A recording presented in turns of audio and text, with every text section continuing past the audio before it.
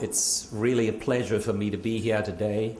It's also a relief, having spent the amount of time that we have on the book. Lawrence has been a terrific co-author, and so I really want to thank him. And I also want to thank Fred for his, not only his guidance, but his patience. This, as I say, was a book that has taken a long time to come to fruition, but I hope that you'll find it worthwhile. Basically, this book takes on a variety of concerns which people have about growth with emerging economies. As I show you here, the United States has experienced a tremendous increase in imports from emerging economies, particularly starting in around the mid-1990s.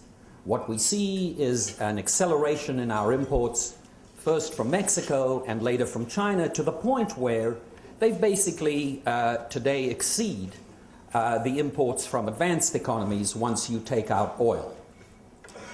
It turns out at the same time, manufacturing employment in the United States has fallen precipitously, particularly over the last decade, down by about 6 million jobs. It's no wonder then that if you speak to the public and you ask what's on their mind about this kind of trade, mainly what the public is worried about is jobs. What you see here is, when asked which view of trade comes closest to their opinions, 63% of Americans answer that international trade is bad for the US because it results in the loss of jobs and lower wages. That's the preponderant view. And then some of 30% would acknowledge that it's good for the US because it leads to lower prices for consumers. So clearly, the public's concern is about employment. But it turns out, and actually what motivated us to get started on this study, is it wasn't just the public who've been voicing concerns about American trade with emerging economies.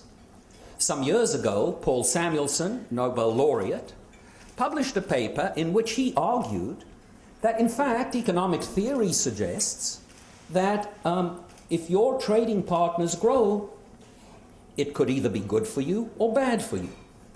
And he showed in a very simple model the ways in which this could occur. The driving force, if foreign growth is going to be bad for you, is when the nature of that growth is that the foreigners get good at the products you export. And so they stop selling you cheaper imports, and start competing with you in export markets. And so in theory, it could go either way.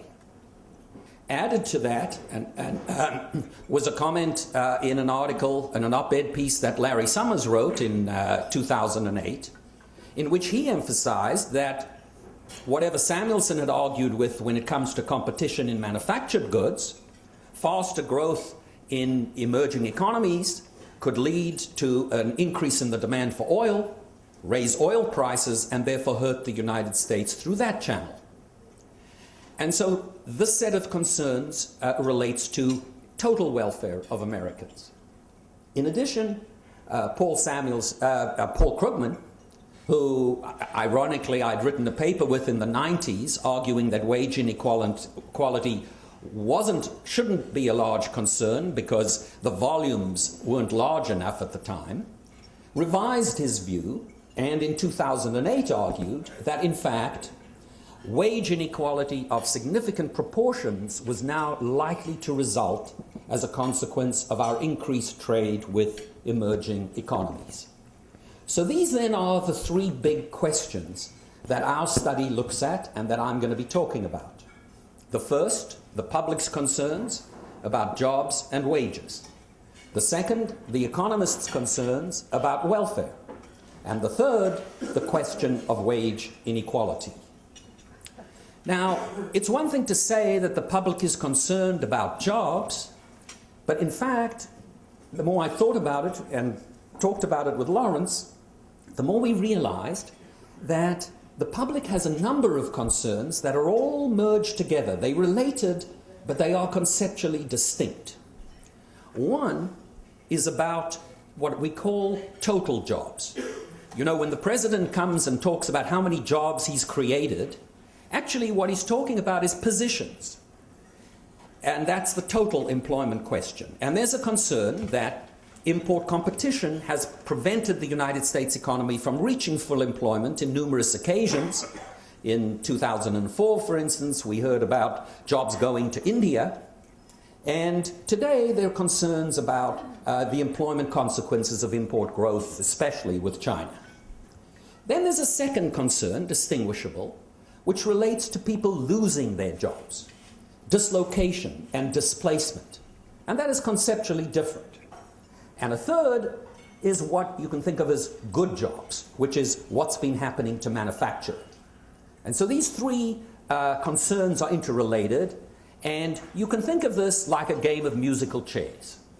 When it comes to the question of how many chairs are there, that's about total jobs. How many positions are there in the economy?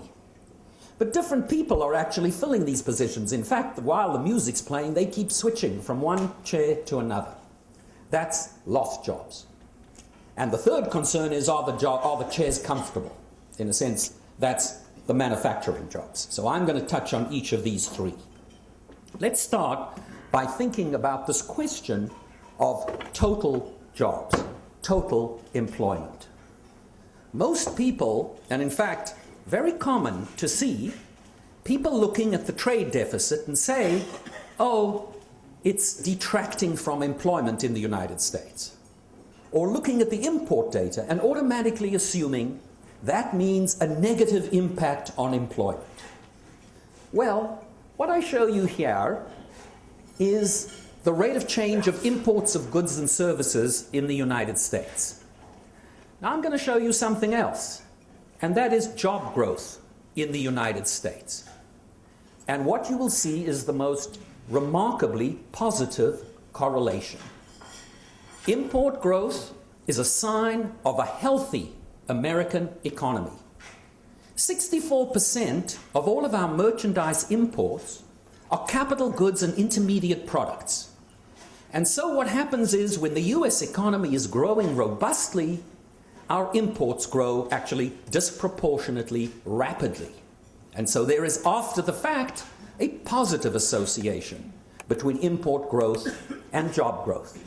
My own view is that the healthiest thing for the United States, if we looked out over the next 2 years, would be a rapid increase in our import growth. There are two kinds of import growth, you know. As economists, we always talk about supply and demand.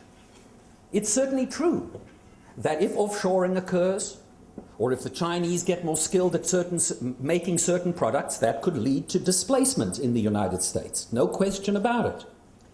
But another kind of import growth will be generated by an increase in American spending and American production. And this outcome shows you that the dominant reason for changes in US employment is US spending and production. And that's why, after the fact, it's the big story about the links between jobs and import growth. What about those lost jobs? Dislocation and displacement. Well, between 2002 and 2011, the increase in the volume of imports into the United States of goods and services, measured in real terms, was $538 billion. So let's assume that every one of those imports, contrary to the picture I just showed you, that every one of those resulted in an American losing their jobs. How many episodes of job loss would that have occasioned over this period? Well, a reasonable number is 10 workers per million, and you'll get 5.38 maximum as a displacement. That would be an upper bound, back of the envelope estimate. How much dislocation of Americans was there over this period of time? Well, it turns out every year something like 22 million American workers are involuntarily displaced. Actually, something like 60 million episodes of voluntary and involuntary departures from work. Is this number reasonable? Well, look at the weekly unemployment additions to the unemployment payrolls, to the unemployment rolls, and what you'll see is they're typically 350, 400,000 a week. Multiply that by 50, you get 20 million. So what you would conclude from this calculation is that something like 2.5% of job loss in this sense would be due to imports as an upper bound estimate. Now this is quite a shocking number, it was for me. And so we also started to look at survey data. When there are episodes of plant closings and the employers are asked, why did you close the plant? And it turns out if you look at those survey data, you get a very similar order of magnitude. Now this is not to say that the experience of job loss for these people is not severe, really costly, and should not be taken seriously. I believe that what this kind of data points to is the need for programs that help all dislocated workers regardless of the reason for their dislocation. Because that's the big story in the US labor market as opposed to the dislocation from trade. Let me turn to the third question, which relates to the issue of good jobs. This relates to what's been happening to manufacturing employment in the United States. What I show you here is the share of employment in US manufacturing. And you can see what a strong downward trend there has been. So let's go back to the period from 1960 to 1980 and assume that I told you in 1980 to come up with a forecast of what employment in US manufacturing would be in 2010. Go out of sample 30 years. I'll tell you the total employment, you tell me what share will be in US manufacturing. So you would have fitted this trend line, and then you would have gone out of sample, and you would have been 25,000 jobs off. So this shows you that there is something deep and fundamental taking place with respect to manufacturing employment. And while in recent, and by the way, this was before China had started to liberalize. So this was before our trade with emerging economies. There has been a long-lived trend for declining manufacturing employment. And it's not just the United States. What I show you here are the changes in the shares from 1973 to 2010 in a variety of industrial countries. And if you look at the last column, you'll see how remarkably close they come to about a 14% decline in the share of manufacturing employment.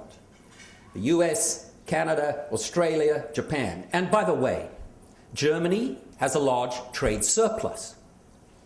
Sweden, Netherlands is another one. The Netherlands series and the American series are virtually the same. So this is telling you it didn't matter whether you had a surplus or a deficit. Industrial countries have been experiencing this massive decline in the share of manufacturing employment. What is it? Well, the traditional stories involve a debate between productivity growth on the one side and trade on the other side. And in a sense, the story of technological change, automation, is very clear. I show you here total factor productivity growth in manufacturing compared to the rest of the economy. And you can see how rapidly productivity has been improving in manufacturing as compared to GDP. Well, what would we expect would happen if you have rapid productivity growth? Will it result in more employment or less employment? Economic theory, as with most cases, says it depends. In a sense, it depends. The first thing that's going to happen if you get rapid productivity growth is that the prices of the goods in which you have rapid productivity are going to fall. So I show you here the inverse of prices of goods relative to GDP. And so the way you could read this is manufactured goods prices have been falling, reflecting the faster productivity growth, and it's a remarkably close relationship. So then the question is, given that the prices have fallen, how have people responded? Technically, is the demand elastic or inelastic? If people are very responsive to the declining fall in prices of the products, you get an increase in employment. But if they're not, you'll see employment falling. And if there is a contribution of our analysis, it's to highlight the role of the demand side, because we then go and ask, how have Americans been spending their money? Are they buying more goods or are they buying more services? And so we go to the expenditure side, and now what we're looking at is the demand for goods, including both the manufactured component and the distribution component. So this is what's been happening to the prices of goods compared to the prices of services. Basically, they've declined by 100 log points over 50 years, which is a decline of 2% a year. So the goods are becoming cheaper. How have the Americans responded in their allocation of their money? Well, this is what's been happening to the relative quantity of goods relative to services. Basically, we see our computers have gotten cheaper and we say it's terrific. Let's go and buy something else with the money we're saving. And by the way, would you rather have the income that you'd get from selling your computer, or from the cable company or the internet company that you pay afterwards? So even where you have innovative products, it generates a massive demand for services like entertainment, like cable, as opposed to the money outlaid on the goods. So what we see is that the share of spending is declining. If you go back to 1970, half of all American consumer spending went on goods. By 2010, it's down to a third. So this is a pervasive part of the story. It's the combination of rapid technological change on the one side and inelastic demand. In fact, it's the same story as happened with food. US has seen the share of agricultural employment in the economy plummet. That's the blue line here, just at the bottom. Now, is it because we're starving ourselves? Absolutely not. Rapid productivity on the farms has meant we can meet our food needs with fewer workers. That is precisely the same dynamic. And in fact, what is interesting is that this is a hugely powerful trend which is reducing the share of Americans in producing goods and therefore the share of Americans who compete in international trade. The US labor market is actually closing. Trade is a less, for the workers who remain in goods, international competition is increasing. So those remaining workers have a lot of pressures. But as a share of the US labor force, that number is declining. It's because of the powerful force in the goods sector. Now, at the same time, services have become more tradable. And so what we did was we took Alan Blinder's estimates and Brad Jensen's estimates of the increasing tradability of potentially tradable services, which is a positive trend, and we took the negative trends coming in the goods area, and what we found is, on balance, there's still a declining share of Americans who are in tradable goods employment. And then there comes the trade deficit or the imbalance. We did an exercise in which we simply calculated the employment content of the US trade deficit. So we used an input-output matrix and we said, well, suppose instead of importing those goods, in cases where we had a deficit, we produced the goods at home. How many jobs? Instead of exporting goods where we had a surplus, we actually had balance in each industry. And so we computed what the job equivalence of the trade balance was. And this is what we found. We found basically that if you go back to 2000, the gap, so the blue line is actual employment, and the red line is employment plus the job content of the trade deficit. And what you'll see is if you go back to 2000, the job equivalent is about 2.5 million. And if you do the calculation in 2010, the job equivalent is about 2.5 million. So in fact, even without the trade deficit, while the level would have been higher, the decline is about the same, on the order of 6 million decline in employment. So it's not to say that there isn't a story in the trade balance. It's not to deny that if we could close the trade balance, we wouldn't create more jobs in manufacturing. But the order of magnitude, if we were to close that deficit and keep the rest of the production constant, would be on the order of 2.5 million. And so, to summarize the conclusions on the question of jobs, it's, and we do have a lot in the book about this, for the people who lose their jobs, it's a very costly and painful experience. But our view is that import growth is a sign of recovery, that trade is a small share of overall displacement, and most of the deindustrialization is this combination of technology and demand. I leave you with one picture for this part of the analysis, and that's an escalator. So we've got this trend that is causing a reduction in the share of employment in manufacturing. Were we to close the deficit, it's like walking up the escalator. We could get a little higher for some period of time, but afterwards the trends will take over. That's what we've seen in Germany and other European economies, and that's what we would likely to see looking out into the future. Let me turn then to the second topic, which relates to the question of welfare.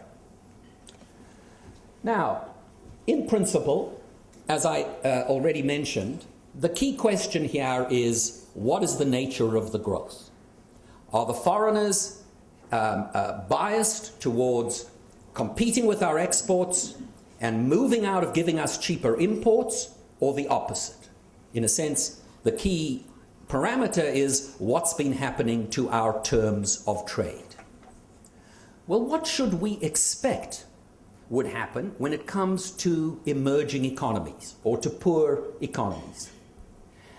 In 1953, John Hicks, actually, another Nobel laureate, when he was being inaugurated as a professor at Oxford, he actually laid out a model which was just the same as Samuelson's model in the paper that he had written. And Hicks's concern was growth in the United States good for the United Kingdom? And what Hicks posited was the following. He said, well, we'd normally expect that as a country starts to develop, it would tend to grow in a way that is export biased. So when the US started growing, we sold a lot of agricultural products to the UK. But later, as the country gets more developed, that's when we'd expect it to take on the foreigners in their more manufactured goods. So you would normally expect that a country like the US, with its high per capita incomes, would benefit from growth in poor economies, because that kind of growth would be complementary. But as the countries got richer, they would start to become more serious competitors. So we gathered the data on the United States. You see, this is a second big experience for us. If we go back to 1950, of course, who were the emerging economies? Japan and Europe. And what do you see happen to America's terms of trade in the period from 1950 until 1970? You see a gradual improvement. Once, however, the Japanese and the Europeans get to the levels where they start to take on the United States as a serious competitor in export markets, that's when we saw the real issues that were associated with the two big declines in the value of the dollar and so on. So, Hicks's hypothesis certainly worked for the early period. More recently, we don't see very big terms of trade going either way. Actually, part of this is because oil and manufactured goods are moving in opposite directions, and I'll get behind that in a moment. The key thing, though, is that if you go back to 1950, what you'll see is that Japan was at about 24% of American per capita incomes, and Italy 41, France 54, United Kingdom 76. Now, if you go to 2009, what you'll see is that China in 2009, sort of roughly where Japan was in 1950. If the past is prologue, Brazil's at 23, India's at 8, if Mexico's at 28, Thailand at 19. There are some developing countries, like, well, Singapore's no longer a developing country. Taiwan, in a sense, much closer to the US levels. So if the past is prologue, what this suggests is, yes, eventually those emerging economies will start to compete head-to-head with the United States. But given their current per capita incomes, it's more likely their growth is complementary. So let's see, firstly, what happened to America's non-oil terms of trade when we got that acceleration in imports from China and Mexico. And that's the line at the bottom here. What you see is a very strong trend towards improving terms of trade. Our total terms of trade have declined in this period, but it's mainly oil.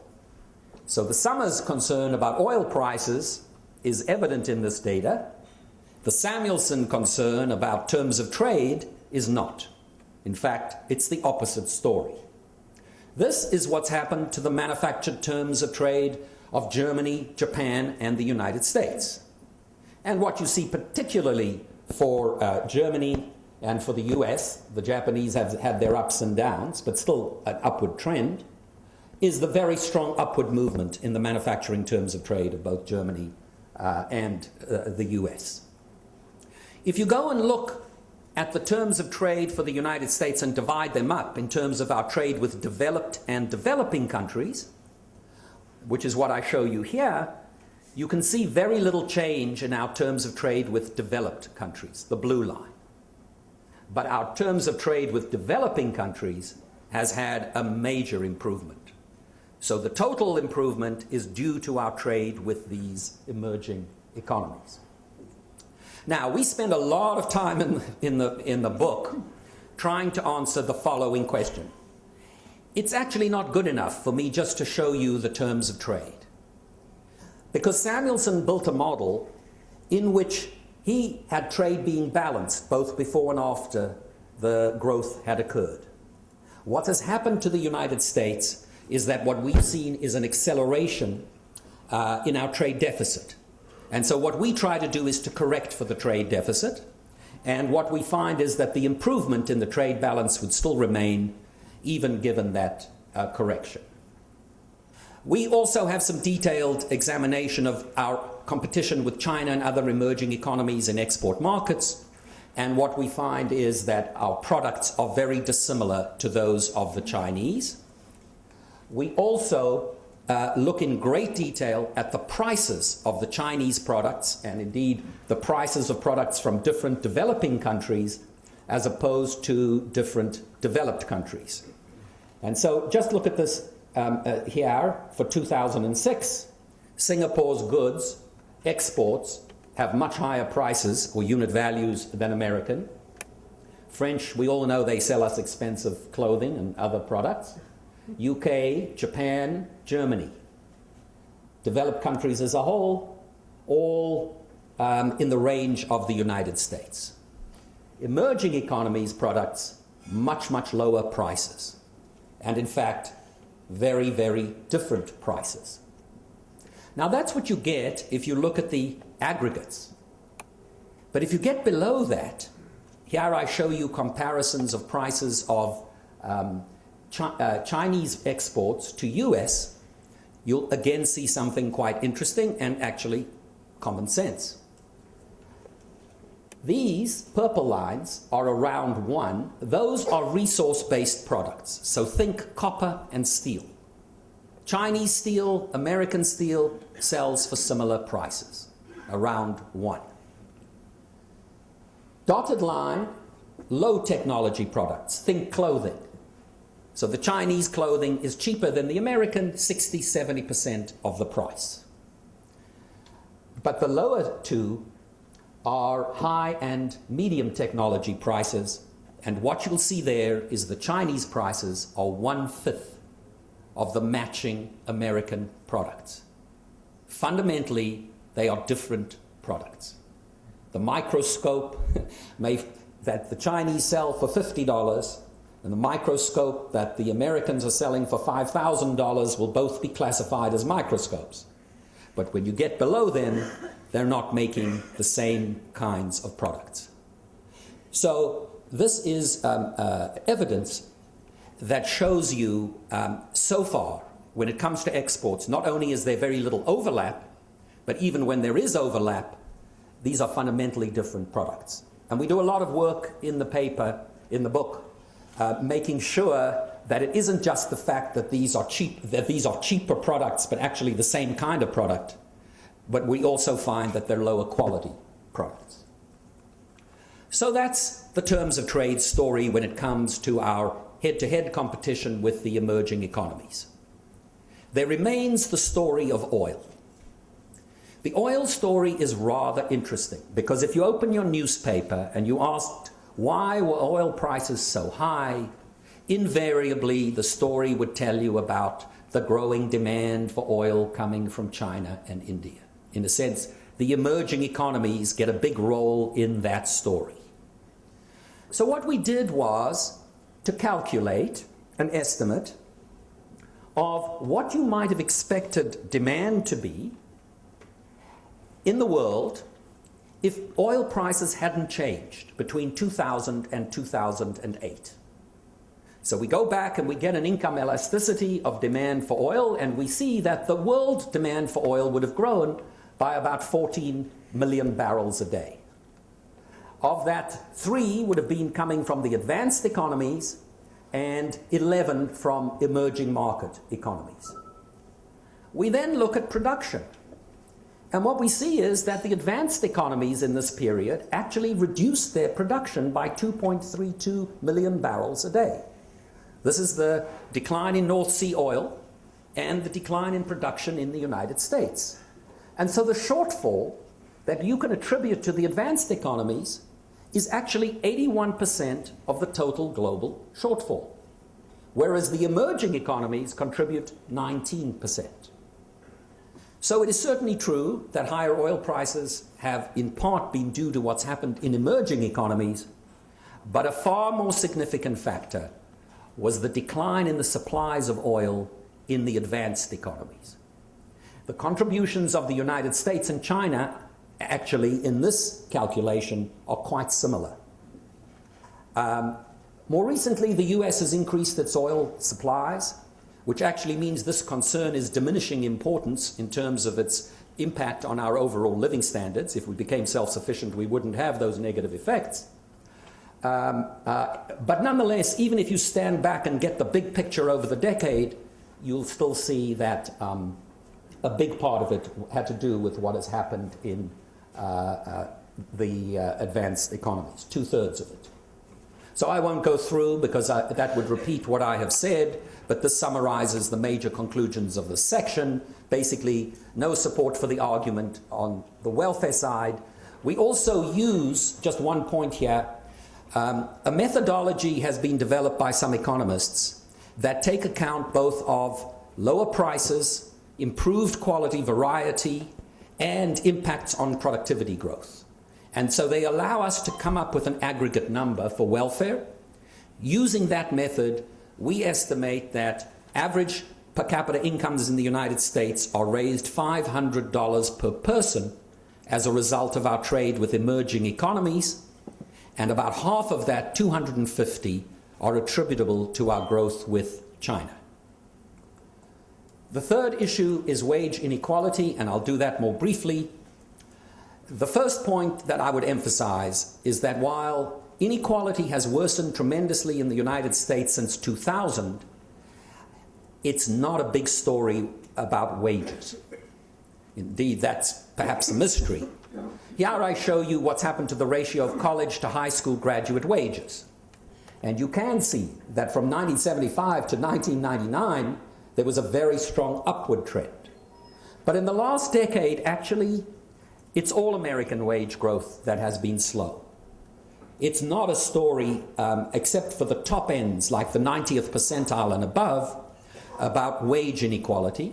It's much more about profits and wages on the one side and the increases in the incomes of the super rich.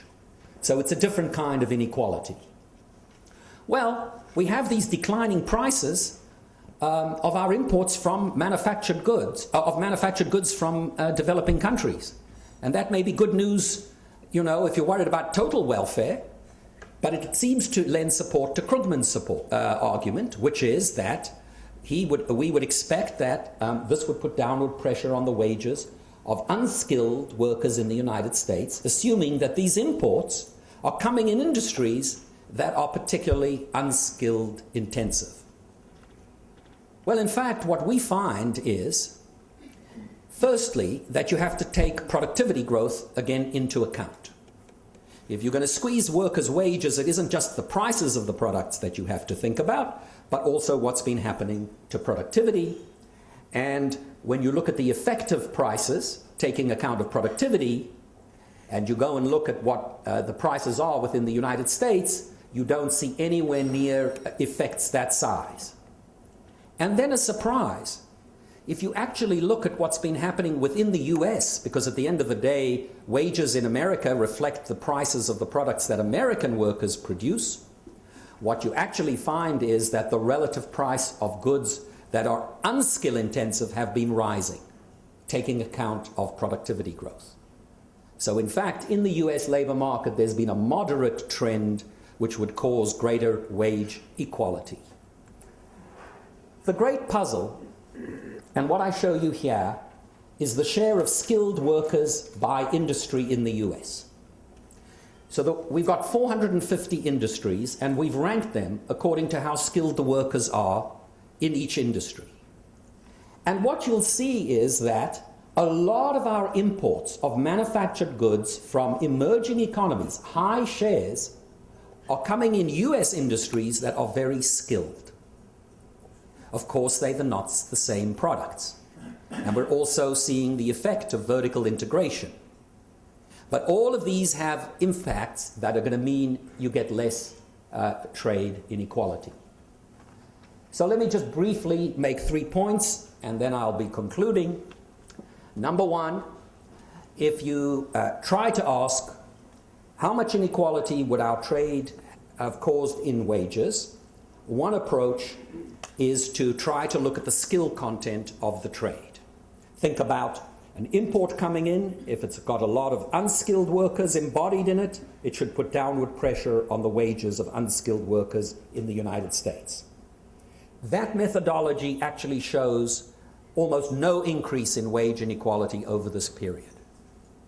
Secondly, and in fact, when Paul Krugman set out to prove his points about his concerns about wages, he wrote a paper at Brookings and basically threw up his hands. He couldn't find any evidence. And he said that's because this is all happening below the surface of the industry. It's happening in niches throughout industries, and so you can't detect it in the data. Well, it turns out both Paul and then Bill Klein had actually come up with a second way to do this exercise. You don't have to go and look in the niches, just make up the data. Just assume that you've got very unskill-intensive products coming in from the developing countries. Get a reasonable parameter for that, get the scale, and you can see how much inequality it's going to cause. Well, when you do that, you get a difference of around 2%, very small. And that's an upper bound because it assumes all of the products coming into the United States are still being made in the US. So these are our conclusions, basically. Our biggest takeaway is that foreign economic growth today is part of the solution to America's economic problems rather than their source. Indeed, faster growth in emerging economies would help us balance our trade more easily with a smaller devaluation of our currency. Trade accounts for a relatively small part of worker displacement. And I would say that while there is evidence that trade has caused dislocation of particular workers and occupations and wage loss, the aggregate effects on things like the return to skill are likely to have been small. So thanks for your patience, and I'll end it.